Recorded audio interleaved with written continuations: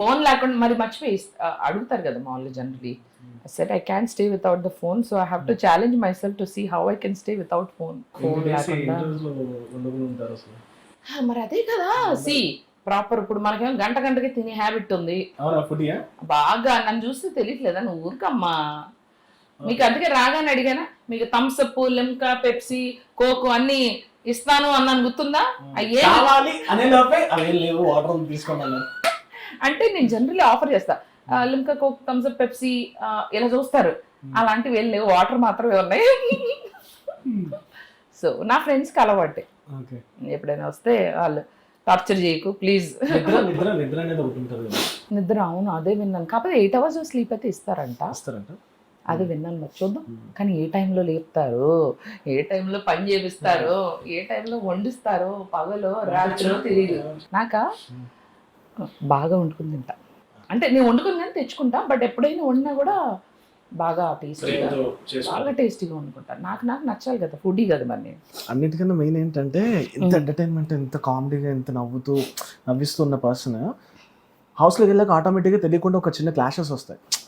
వాళ్ళ మాటలు మనకు నచ్చకపోవడం, మన మాటలు వాళ్ళకి నచ్చకపోవడం, మన బిహేవియర్ కానీ పర్సనాలిటీ వాళ్ళకి నచ్చకపోవచ్చు, అందరూ నచ్చాలని రూల్ లేదు. అవును, అలాంటి టైంలో క్లాషెస్లో ఎలా హ్యాండిల్ చేస్తారు అసలు వేవర్క? ఇప్పుడు రాగానే ఆ black and black cat dress వేసుకున్నాడు కదా అబ్బాయి, అటెటో చూసాడు, అయినా నేనేం ఫీల్ అవ్వలేదు కదా, నన్ను పట్టించుకోలేదు.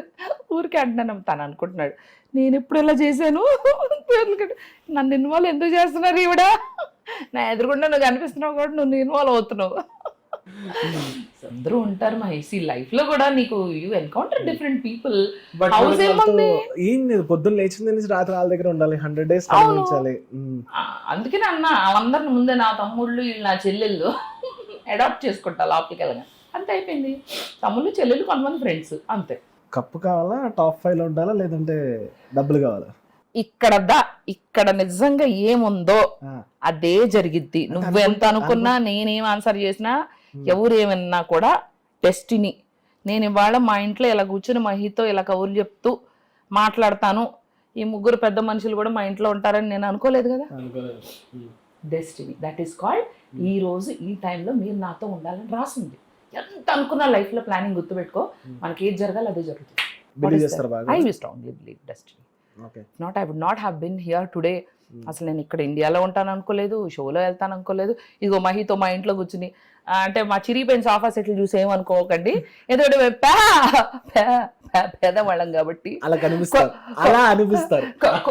కొత్త సోఫా కొనుక్కున్న మా పిల్లి ఇట్లా అంటది, మా అమ్మ అంది వద్దులే తల్లి నువ్వు కొనుక్కోబాకు, అయ్యే ఉంచుకోండి.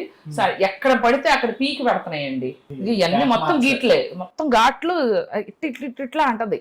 దానికి మరి నాకు కూడా ఏం అనుబుద్ధి అవ్వదు, పాపుల్లే దానికన్నా ఎక్కువ అనుకుని ఎంత పీక్కుంటే అంత పీక్కో. ఎలా కొత్త ఇంటికి వెళ్ళాక కొత్త సోఫాలు వస్తాయి కదా, ఇలా పీక్కుంటానికి వీలు లేని సోఫా తీసుకుంటా. సరే విజయవాడలో